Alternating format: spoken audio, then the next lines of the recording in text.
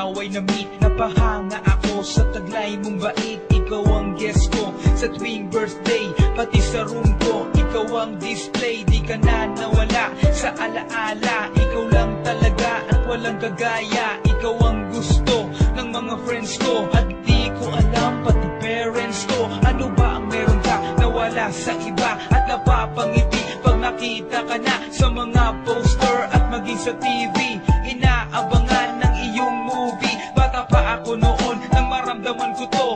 Ayoko ng iba, ikaw ang gusto ko. At sa aaminin ko, maniwala ka, mas gusto kita kaysa kay Darna. You were always gonna be mine. 익숙하 다를까 또마다 꿈이 이루어질 때도 I remember to love you taught me how. You were always gonna be the one. 희망과 마다 까나시라고 웃어요. 하나라시였나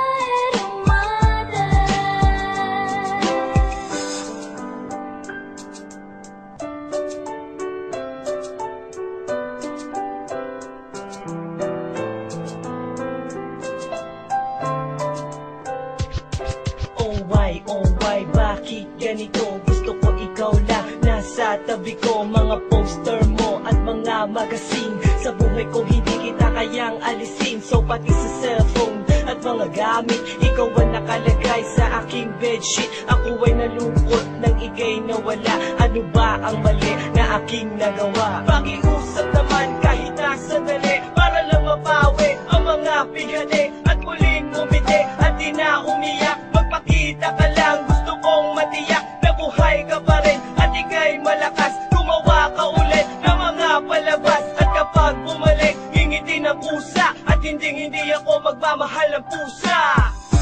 You were always gonna be mine.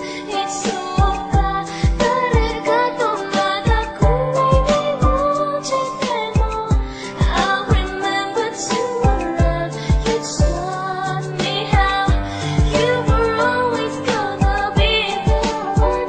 희망과 마다 까나시라고 웃어요. 하나라시였나